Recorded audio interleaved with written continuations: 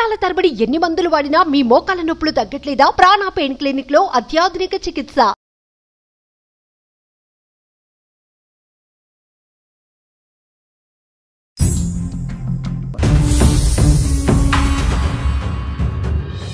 అందమైన జీవితం సమర్పిస్తున్నవారు 49 అంటే సంతోషం, 49 అంటే సంతానం. 49 సమర్పించు అందమైన జీవితానికి స్వాగతం. నమస్తే కళ్యాణ్ గారు. నమస్తే జయ గారు.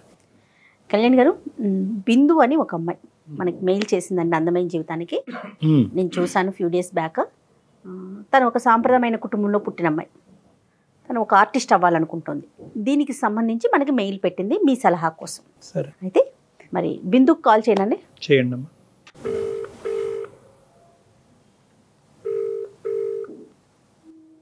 హలో, బిందు గారండి? అవునండి. నేను సుమన్ టీవీ అందమైన జీవితం ప్రోగ్రామ్ నుంచి కాల్ చేస్తున్నాను. మీరు మాకు మెయిల్ చేశారు కదా? అవునండి. హాయ్ బిందు గారు. హాయ్ అండి. నాతో పాటు డాక్టర్ కళ్యాణ్ చక్రవర్తి గారు కూడా ఉన్నారండి. Hello Kalyan sir. హలో అమ్మా బిందు. చెప్పండి బిందు. చెప్పండి బిందు, మీ వయసు ఎంతమ్మా? మీది ఏ ఊరు? సమస్య ఏంటి? సార్ నాది 23 ఇయర్స్ సార్. 23. నేను గుంటూరులో ఉంటాను. గుంటూరు. సార్ యాక్చువల్ గా ఏంటంటే మెయిల్ లో కూడా నేను మెన్షన్ చేశాను నా చెప్పండి. సో యాక్చువల్ గా ఏంటంటే మా ఫ్యామిలీ చాలా orthodox family sir. Very conservative, very strict. అంటే ఇంకా నా డెసిషన్స్ అంటూ ఏది ఉండదు. మా డాడీ ఏది చెప్తే అదే అన్నమాట. సో వాళ్ళు చెప్పినట్టే నేను బీటెక్ చేశాను, ఎంటెక్ చేశాను. ఇప్పుడు జాబ్ కోసం సర్చ్ చేస్తున్నాను. సో యాక్చువల్ గా నాకు స్టడీస్ మీద ఇంట్రెస్ట్ ఉంది. స్టడీస్ లో కూడా నేను బాగానే ప్రాస్పర్ అయ్యాను, మంచి మార్క్స్ తోనే పాస్ అయ్యాను. అట్ ది సేమ్ టైం నాకు ఎక్కువ ఇంట్రెస్ట్ వచ్చి క్రియేటివ్ సైడ్, లైక్ యాక్టింగ్. నేను స్కూల్ కాలేజ్ లో కూడా ఎక్కువ నేను డ్రామాస్ చేయడము, దాంట్లో కూడా నాకు చాలా అవార్డ్స్ కూడా వచ్చాయి. కాకపోతే మా పేరెంట్స్ కి అది నచ్చేది కాదనమాట. నేను వాళ్ళకి చెప్పకుండానే అన్ని చేసేదాన్ని. But somehow through relatives and through friends వాళ్ళకి తెలిసేది. అది తెలిసినప్పుడు ఇంకా మా ఇంట్లో పెద్ద ప్రళయమే. ఇంకా నాతో మాట్లాడరు. ఒక 2 వీక్స్ దాకా ఇంకా నేనేదో చాలా పెద్ద తప్పు చేశాను అనేసి నన్ను బాగా పనిష్ చేస్తారు. అది తిట్టరు, కొట్టరు, బట్ లైక్ సైలెంట్ హెరాస్మెంట్.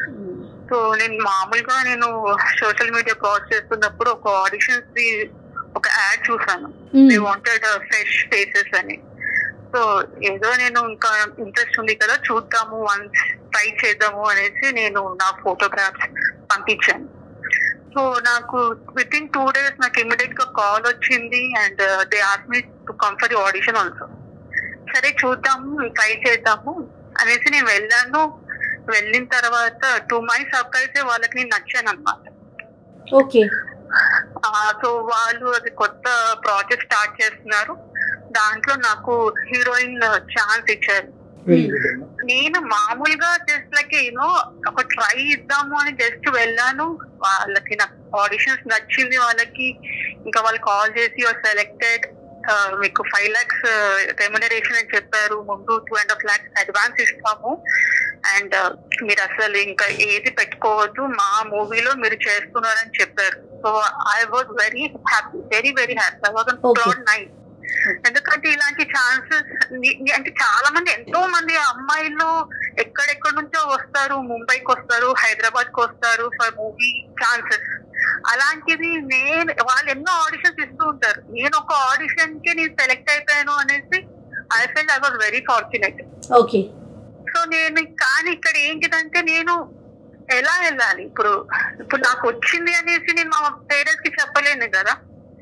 వాళ్ళు మామూలు డ్రామాలు వేస్తేనే అంత పెద్ద సీన్ క్రియేట్ చేస్తారు. అలాంటిది ఒక మూవీలో ఒక హీరోయిన్ ఎలా ఏంటిది ఎలా చెప్పాలి వాళ్ళకి? మూవీలో నీ క్యారెక్టర్ కొద్దిగా సాంప్రదాయబద్ధంగానే ఉంటుందమ్మా? ఎలా ఉంటుంది? ఆ డిస్క్రిప్షన్ ఏంటి? లేదు సార్, యాక్చువల్ వాళ్ళు ముందే బ్రీఫ్ ఇచ్చారు క్యారెక్టర్ గురించి. వాళ్ళు ఏం చెప్పారంటే it's not like homely type of character. కొంచెం బోల్డ్ నే ఉంటుంది, కొంచెం ఎక్స్పోజింగ్ ఉంటుంది. ప్లస్ 2-3 సాంగ్స్ కొంచెం రెయిన్ సాంగ్స్, కొంచెం ఐటమ్ సాంగ్స్ లాగా ఉంటాయి. So you need to be prepared for that అని వాళ్ళు ముందే చెప్పారు. ఇంకా అదైతే అసలు మీ పేరెంట్స్ నుంచి సానుకూలత అస్సలు ఉండదేమో కదమ్మా? భయం వేస్తుంది. అసలు మామూలుగా డ్రామాలో సినిమాలు అంటేనే, స్కూల్ కాలేజ్ లో డ్రామాలు అంటేనే వాళ్ళు అంత సీన్ క్రియేట్ చేసిన వాళ్ళు. ఇప్పుడు నేను ఏకంగా ఒక బిగ్ థియేటర్ లో నన్ను ఆ స్టేజ్ లో చూస్తే వాళ్ళు ఎలా యాక్సెప్ట్ చేస్తారు అదంతా సెకండరీ. ఫస్ట్ నేను ఎలా అసలు పర్మిషన్ నేను ఎలా తీసుకోవాలి వాళ్ళ దగ్గర నుంచి, అసలు నేను ఎలా అప్రోచ్ అవ్వాలి వాళ్ళని.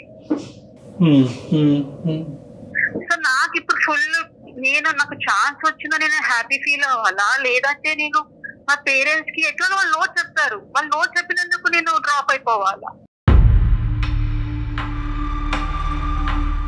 But I can't lose my dream కదా, because it's rarest of the rare opportunity, because many people are there, there is a lot of competition also. అలాంటిది నన్ను వెతుక్కుంటూ ఒక ఆపర్చునిటీ వచ్చినప్పుడు నేను ఇది ఇలా పేరెంట్స్ వద్దన్నారు, అదన్నారు, ఇదన్నారు, నేను ఐ కాంట్ డ్రాప్ కదా. నేను మళ్ళీ ట్రై చేసిన నాకు రాదేమో ఇలాంటిది. రావచ్చు రాకపోవచ్చు అది వేరే విషయం, కానీ ఈ ప్రయత్నం ఎంతవరకు చేసావమ్మా? తల్లిదండ్రులను ఒప్పించే ప్రయత్నం ఎంతవరకు చేసావు? ఇక్కడ ఓన్లీ పేరెంట్సే పిక్చర్లో ఉన్నారా, ఇంకెవరైనా కూడా ఒప్పుకోవాల్సినటువంటి అవసరం ఉందా నీ కెరియర్ పరంగా ముందుకెళ్ళటానికి? యాక్చువల్లీ నేను మా పేరెంట్స్ కి చెప్పకుండా ముందు నేను యాక్చువల్లీ నాకు బాయ్ ఫ్రెండ్ ఉన్నాడు. We are in relationship for 6 years. So వాళ్ళకి చెప్పక ముందు వాళ్ళని ఎలా అప్రోచ్ అవ్వాలి అని ఇతనితో షేర్ చేసుకున్నాను. ఇతను నన్ను ఎంకరేజ్ చేయకుండా నేను ఎలా అప్రోచ్ అవ్వాలి చెప్పకుండా ఇతను నో అని చెప్పేస్తాడు ముందే.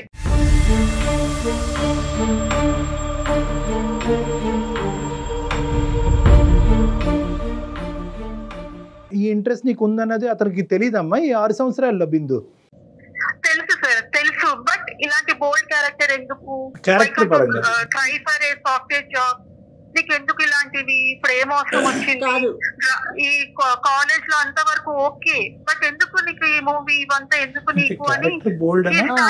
బిందు కాదండి, బిందు అంటే క్యారెక్టర్ నచ్చక నో చెప్పారా, లేకపోతే ఆ ప్రొఫెషన్ నచ్చక నో చెప్తున్నారా ఆయన?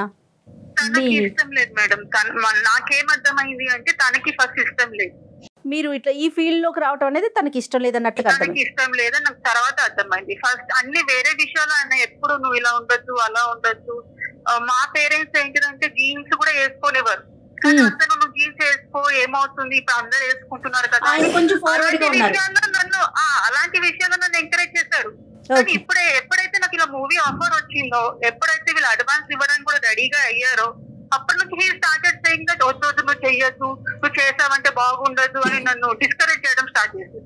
ఓకే కాదు బిందు, ఇక్కడ ఓకే మీకు ఆర్టిస్ట్ గా అవ్వటం చాలా ఇంట్రెస్ట్ ఉంది, అది ఓకే. ఆ ఫిగర్ కూడా మీకు నచ్చిందా? దాన్ని కూడా ఏమన్నా మీరు దృష్టిలో పెట్టుకున్నారా?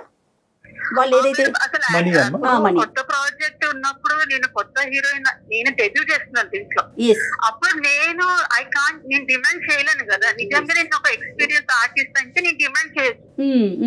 అలాంటిది వాళ్ళు అదేమి మీరు మనసులో పెట్టుకోలేదు. నాకు ఛాన్స్ రావడమే నాకు చాలా గ్రేట్. ఏ ప్రయత్నాలు చేసావమ్మా బిందు? అంటే నువ్వు చెప్పటం, అమ్మ నాన్నకి నువ్వు చెప్పటం ఒక ఎత్తు, నీకు నచ్చినటువంటి వ్యక్తుల ద్వారా చెప్పించటం ఒక ఎత్తు, ఇలాగ ఏమైనా ప్రయత్నాలు జరిగినాయా? సరే మీ బాయ్ ఫ్రెండ్ అనేటటువంటి ఇష్యూ కాసేపు పక్కన పెడదాం. ఓకే, చిన్నప్పటి నుంచి నిన్ను అల్లారు ముద్దుగా పెంచుకున్న నీ తల్లిదండ్రులు, నువ్వు ఒక స్థాయిలో ఉండాలని ఊహించుకున్నటువంటి నీ తల్లిదండ్రులు ఈ ఏరియాలో, అంటే నేను చాలా కెరియర్ వర్సెస్ పేరెంట్స్ కాన్ఫ్లిక్ట్ చూశాను, కానీ ఎక్కువగా ఈ ఫీల్డ్లోనే ఎక్కువ కాన్ఫ్లిక్ట్ వస్తుంది. అంటే ఎందుకో తల్లిదండ్రులకి ఇప్పటికీ కూడా అది ఒక ఇదనో, లేదంటే అక్కడ ఎంత పేరు రానియండి, ఎంత డబ్బులు రానియండి, అది కరెక్ట్ కాదేమో, అది సాంప్రదాయం కాదనేటువంటి ఆలోచన ఆ జనరేషన్ వాళ్ళకి చాలా బలంగా నాటుకుపోయింది. ఎటువంటి ప్రయత్నాలు చేసావమ్మా? అంటే అన్నీ చేశాను సార్, ఇంక ఒప్పుకోవటం కష్టం అనేది మాకు చెప్పేది, లేదంటే ఇంకొక అడుగు ఏమైనా ముందుకేసి ఇంకోసారి ప్రయత్నం చేసే వాళ్ళని ఒప్పించే తీరు అవకాశం? నాకు అసలు వాళ్ళకి చెప్పాలంటే నాకు అసలు చెప్పలేదు, యాక్చువల్ గా చెప్పలేదు. బహుశా ఈ క్యారెక్టర్ వల్ల చెప్పడానికి మీరేమన్నా జంకుతున్నారా? వచ్చిన క్యారెక్టర్ కాదు మేడం, ఇప్పుడు ఏదైనా ఛాన్స్ రావడమే మనకి గొప్ప అనుకున్నప్పుడు నీకు హోమ్లీ క్యారెక్టరే వస్తుంది అనేసి మనం ఎలా అనుకుంటాము? స్క్రిప్ట్ తోటి వెళ్ళిపోవాలి, కానీ నాకు ఇదే హోమ్లీ క్యారెక్టరే కావాలని నేను వాళ్ళని అడగలేను కదా. ఓకే, కానీ నీ సిచ్యువేషన్ డిఫరెంట్ కదమ్మా. ఇక్కడ ఏంటంటే నువ్వు హోమ్ని కోరుకుంటున్నావు, ఆ హోమ్ లో ఉన్న వాళ్ళు హోమ్లీ క్యారెక్టర్ ని కోరుకుంటున్నారు, కాబట్టి ఆ క్యారెక్టర్ వచ్చేంత వరకు. ఇక్కడ హోమ్లీ క్యారెక్టర్ అనే కాదు సార్, వాళ్ళకి అసలు మూవీస్ ఇలాంటి ఫీల్డే వద్దు. చక్కగా జాబ్ చేసుకోవాలి, పెళ్లి చేసుకోవాలి, సెటిల్ అయిపోవాలి, మొగుడు చెప్పినట్టు వినాలి, అన్నట్టుంది వాళ్ళది. It's not about the homely character or the bold అంటే క్యారెక్టర్. ఇక్కడ కాదమ్మా, ఇక్కడ బిందు ఇక్కడ ఏమవుతుందంటే వాళ్ళు ఒక మెట్టు వరకే నీకు అర్థం చేసుకోవడానికి వాళ్ళకి ఇబ్బంది అవుతుంది. నువ్వు 2 మెట్లు ఎక్కి చూపెడుతున్నావు. ఒకటి క్యారెక్టర్, రెండోది ఏంటంటే బోల్డ్ క్యారెక్టర్. సో 2 మెట్లు జీర్ణించుకునే పొజిషన్ లేదు కాబట్టి ఫస్ట్ ఒక మెట్టు గురించి ఆలోచిద్దాం. అసలు సినిమాల్లో నిన్ను ఒప్పుకోవటానికి ఏదన్నా అవకాశం ఉందా అనేటటువంటిది. ఒకప్పుడు ఇది బోల్డ్ క్యారెక్టర్ కాకుండా పోయి చాలా రేరు, ఎప్పుడో ఒక అవకాశం వచ్చింది. పోనీ నీకు చదువు లేదు, ఉద్యోగం వచ్చే అవకాశం లేదని కాదు, ఆ రోల్ ఎప్పుడు వస్తే అప్పుడు వచ్చింది. మీ తల్లిదండ్రులకు నచ్చేటటువంటి రోల్ ఎప్పటికీ రాదా నీ జీవితంలో? సార్ ఆపర్చునిటీస్ మనకి ఇష్ట ప్రకారం రావు sir. It only not once. అది వచ్చినప్పుడే మనం గ్రాప్ చేసుకోవాలి. అంతేగాని ఇప్పుడు ఈ ఫస్ట్ నేను బోల్డ్ క్యారెక్టర్ చేయొచ్చు, సెకండ్ ఫిలిం నాకు హోమ్లీ క్యారెక్టర్ రావచ్చు కదా. ఆబ్వియస్లీ అది తెలుసమ్మా, తెలుసు. కానీ ఇక్కడ ఏంటంటే the difficulty that you have is you have to choose between film and family. So cinema కుటుంబం మధ్యన ఇప్పుడు ఈ టగ్ ఆఫ్ వార్ అన్నది నడుస్తుంది. ఇంకా నీ బాయ్ ఫ్రెండ్ని అసలు పిక్చర్లోకి తీసుకురాలేదు. స్టార్టింగ్లో ఎంకరేజ్ చేసినటువంటి అబ్బాయి ఈరోజు ఎందుకు అలా తిప్పి మాట్లాడుతున్నాడు అన్నది ఇంకా అది క్లారిటీ రాలేదు. అంటే అక్కడ ఎలా ఉందమ్మా సిచ్యువేషన్? ఆ ఏరియా ఎలా ఉంది? బాయ్ ఫ్రెండ్ అంటే 6 years నుంచి ఉంటున్నాను అంటే మా ఇద్దరి మధ్యలో జెల్ అయినట్టే కదా సార్. జెల్ అయింది, కెమిస్ట్రీ వర్కౌట్ అయింది. కానీ అతను వేరే విషయాలు ఎంకరేజ్ చేస్తున్నాడు. కానీ ఈ మూవీయే వద్దు, మనకి ఇది సెట్ కాదు అనేసి మొదటి నుంచి is like standing on that point only. మా పేరెంట్స్ ఒప్పుకోవడం అది సెకండరీ అయిపోయింది. ఇతను ముందే నో చెప్పేశాడు, వద్దు మూవీస్ కి వెళ్ళొద్దు. అంతే. ప్రాబ్లం ఏంటంటే మా పేరెంట్స్ కి నేను ఎలా కన్విన్స్ చేయాలి? వాళ్ళు ఎట్లాగైనా నో అనే చెప్తారు. తను నో చెప్పేశాడు. అతని పట్ల మరి మీ ఒపీనియన్ ఏంటి? ఇంకా ఎల్లకాలం అతను చెప్తాడు, మీరు ఈ ఫీల్డ్ లోకి ఎంటర్ అవుతారు, మరి అతని పరిస్థితి ఏంటి? అప్పుడు పర్వాలేదా మీకు? మీ రిలేషన్ ఎలా ముందుకు వెళ్తుందంటారా? నిజంగా ఆయనకి నా మీద నిజంగానే నమ్మకం ఉంది. అంటే ఇప్పుడు నో చెప్పిన తర్వాత చేస్తుంది.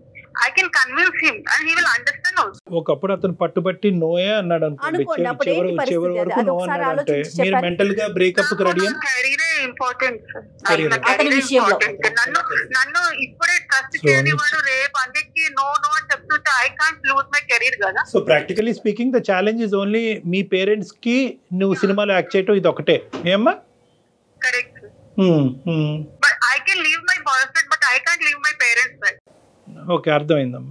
ఈరోజు పేరెంట్స్ అనేటటువంటిది వాళ్ళని బాయ్ ఫ్రెండ్ అన్నా కూడా అంత నచ్చి ప్రేమించి 6 సంవత్సరాల పాటు ఉన్న వ్యక్తినైనా నేను వదలటానికి రెడీగానే ఉన్నాను, పేరెంట్స్ని నేను వదలటానికి రెడీగా లేను అని అంటే కనుక ఖచ్చితంగా నీ ప్యాషన్ అనేటటువంటిది ఇప్పటికి కాకపోయినా, పెర్మనెంట్గా కాకపోయినా తాత్కాలికంగా అన్నా కూడా నువ్వు త్యాగం చేయవలసినటువంటి అవసరం ఉంది.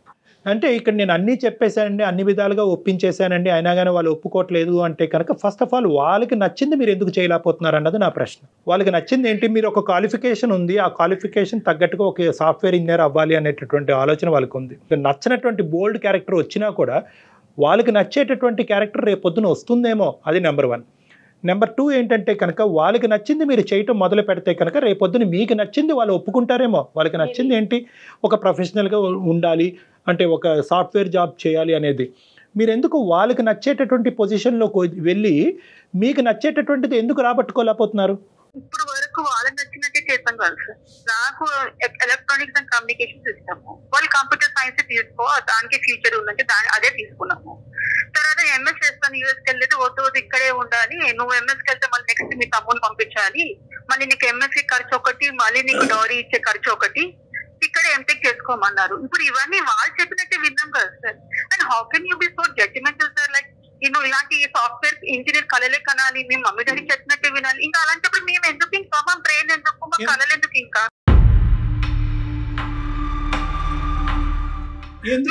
మాకు డ్రీమ్స్ కానీ అది లేదా, ఇంకా రైట్ లేదా మాకు, ఇంకా మాకంటూ ఓన్ డెసిషన్స్ తీసుకొని ఇప్పటి వరకు 23 years of age depending on the parents. వాళ్ళు పేరెంట్స్ ఎక్కడికి వెళ్ళామంటే అక్కడికి వెళ్తున్నాము, ఏ చదువుకోవాలో అదే చదువుకుంటున్నాము, ఎటువంటి బట్టలు వేసుకోవాలో అదే వేసుకుంటున్నాం కదా. కానీ కెరీర్ కి వచ్చేసరికి మాకంటే మాకు డెసిషన్ ఎందుకు లేదు? ఇప్పుడు ఇస్రో రాజా అంటేనే గొప్ప, మూవీస్ కి వెళ్తే గొప్ప కాదని ఎందుకు అనుకుంటున్నాము?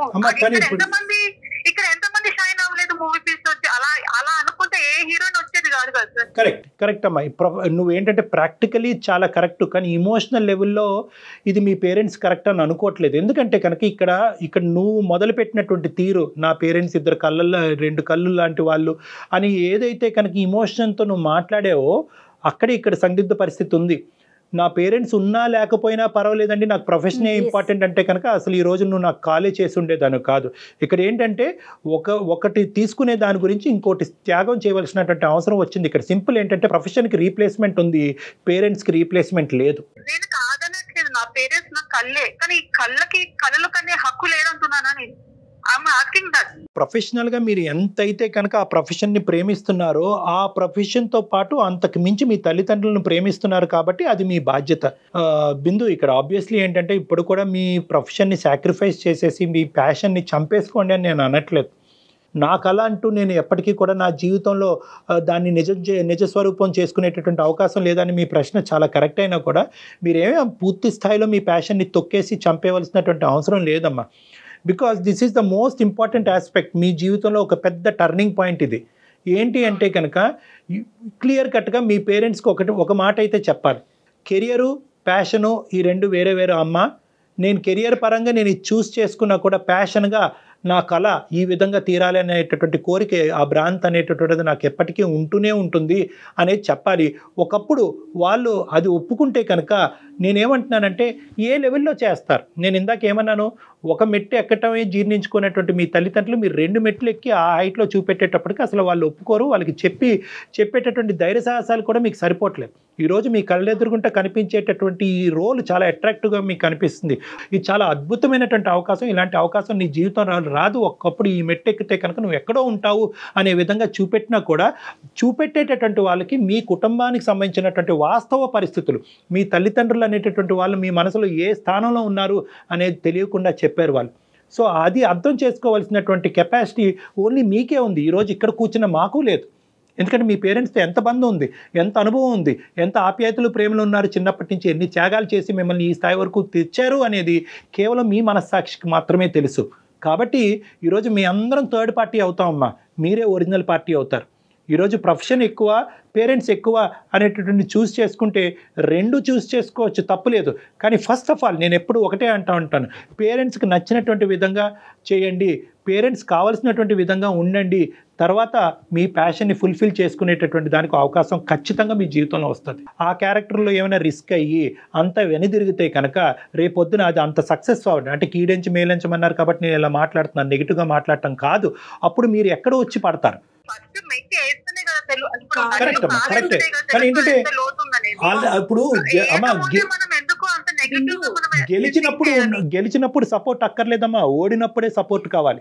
నువ్వు అప్పుడు ఓడితే కనుక ఒక మెట్టు కింద పడితే కనుక అప్పుడు నీకు మోరల్ సపోర్ట్ అనేటటువంటి చాలా ఇంపార్టెంట్. అక్కడ బాయ్ ఫ్రెండ్ మోరల్ సపోర్ట్ లేదు, ఇక్కడ ఫ్యామిలీ సపోర్ట్ లేదు అన్నప్పుడు ఎందుకు ఈ అమ్మాయి ఇంత పిచ్చి పని చేసింది, చక్కగా డిగ్రీ ఉండి ఉద్యోగం చేసుకోక ఎందుకు అంత బోల్డ్గా ప్రవర్తించి సమాజంలో ఒక చెడ్డ పేరు తెచ్చుకుందన్న మాట్లాడేటటువంటి సొసైటీ కూడా ఉంది. కాబట్టి అటువంటి పరిస్థితుల్లో మీకు ఇమోషనల్ అండ్ మోరల్ సపోర్ట్ కావాలి.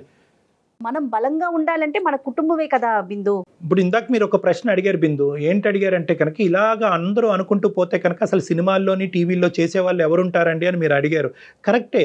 కానీ ఏంటంటేనమ్మా, ఇప్పుడు చెయ్యాలి కంపల్సరీగా అనేటటువంటి రూల్ అందరి నెత్తి మీద రాసి పెట్టలేదు. మీ కుటుంబ పరిస్థితులు బట్టి, మీ అమ్మ నాన్నలు పెంచే విధానాలు బట్టి మీరు ఆ నిర్ణయం తీసుకోవాలి. అన్నిటిని సమపాలల్లో బ్యాలెన్స్ చేయగలగాలి. అది చాలా ఇంపార్టెంట్.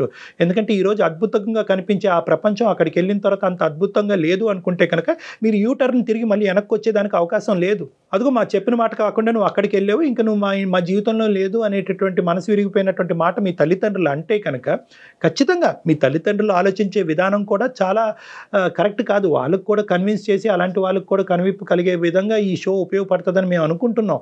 కానీ ఏంటంటే కాల్ చేసింది ఇప్పుడు మనం ఎందుకు ముందే వాళ్ళు చెప్పినట్టే విన్నా అది కాదు కదా సార్. వాళ్ళు కూడా నాలాంటి వాళ్ళు ఎంతో మంది ఉన్నారు కదా అమ్మాయిలు, నాలాంటి వాళ్ళు ఇప్పుడు ఇది ఒకటి సినిమా ఫీల్డ్నే కాదు, చాలా మంది చాలా ప్రొఫెషన్స్ లో వెళ్ళాలనుకుంటారు, అవుట్ ఆఫ్ ది సిటీ వెళ్ళాలనుకుంటారు, అవుట్ ఆఫ్ ది కంట్రీ వెళ్ళాలనుకుంటారు. కానీ ఎప్పుడు ఒకటి పేరెంట్స్ అనేది ఒకరు స్పీడ్ బ్రేకర్ లాగా వేస్తూనే ఉంటారు. ఇప్పుడు కాదు, ఆఫ్టర్ మ్యారేజ్ ఇప్పుడు కాదని చెప్తూ ఉంటారు. అలాంటి వాళ్ళకి మీరు ఇచ్చే డెసిషన్ ఎప్పుడు పేరెంట్స్ నో అని కాదు, పేరెంట్స్ ని ఎస్ అని చెప్పేలాగా కన్విన్స్ ఎలా చేయాలి అది చెప్పండి సార్. కరెక్ట్ అమ్మా, చాలా చాలా చాలా చక్కటి ప్రశ్న అడిగాము. ఈ రోజు నిజంగా మీ తల్లిదండ్రులు లైన్లో ఉండుంటే వాళ్ళతో మాట్లాడే అవకాశం ఉంటే కనుక ఫస్ట్ ఆఫ్ ఆల్ నీకు ఈ విధంగా చెప్పకుండా వాళ్ళకే చెప్పుండేవాళ్ళం నేను జయ గారు.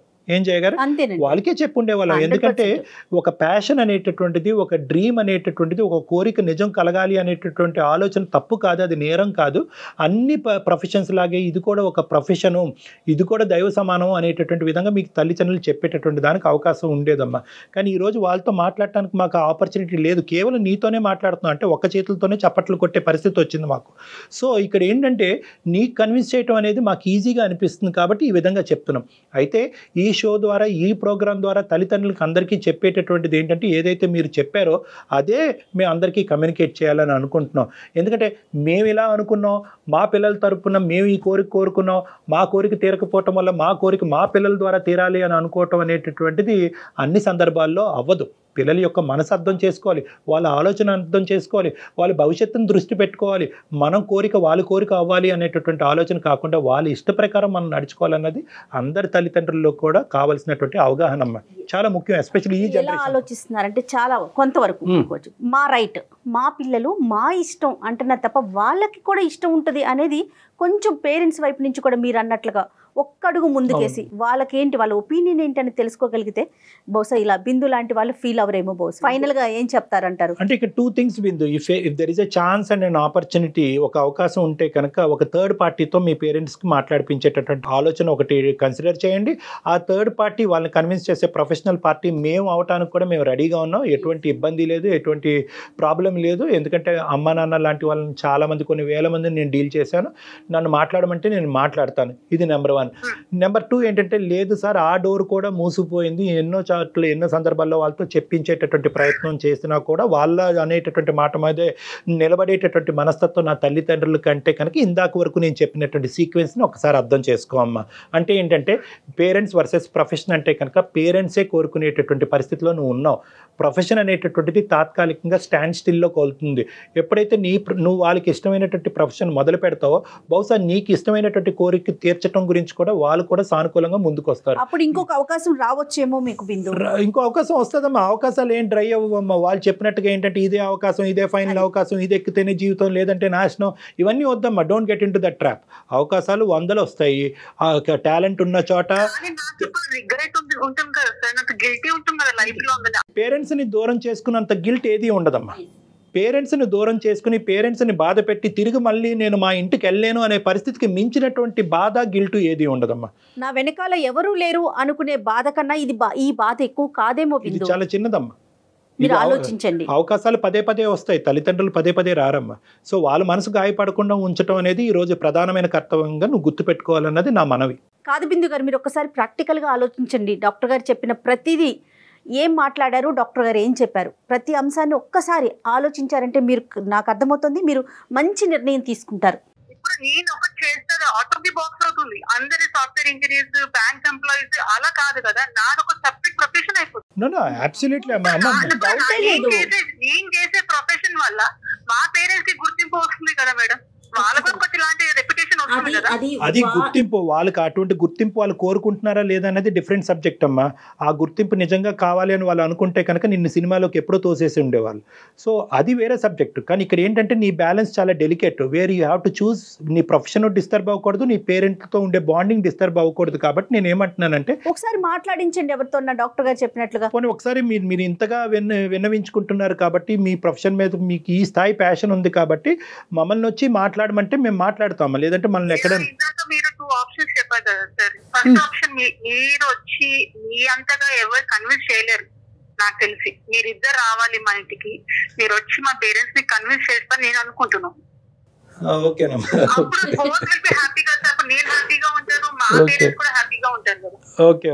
కానీ ఒక కండిషన్ అండి, పేరెంట్స్ యాక్సెప్ట్ చేస్తేనే మన చుట్టూ మన కుటుంబం ఉండాలండి, కష్టానికైనా నష్టానికైనా. రైట్? డెఫినెట్ గా బిందు, డెఫినెట్ గా ఒక్కసారి డాక్టర్ గారు నేను వచ్చే ప్రయత్నం చేస్తాము. చూద్దాం, మాట్లాడి చూద్దాం. కంపల్సరీ మీరు వచ్చి మా పేరెంట్స్ ని కన్విన్స్ చేయాలి. మెనూ పంపించమ్మా ఫస్ట్, ఏం వండుతున్నా. జోక్స్ బిహైండ్ అమ్మా. ఖచ్చితంగా మీ అమ్మగారు నాన్నగారిని ఒప్పించే ప్రయత్నం చేయి. అంటే మాతో మాట్లాడిపించడానికి ఒప్పించే ప్రయత్నం చేయి. అవకాశం చూసుకుని ఖచ్చితంగా అమ్మ నాన్నతో మేము ఇద్దరు మాట్లాడతాం. ఏం తల్లి? All the best. Thank you Bindu, thank you so much. Thank you అండి. God bless you. థాంక్యూ. నమస్తే. అందమైన జీవితం సమర్పిస్తున్న వారు 49. 49 అంటే సంతోషం, 49 అంటే సంతానం.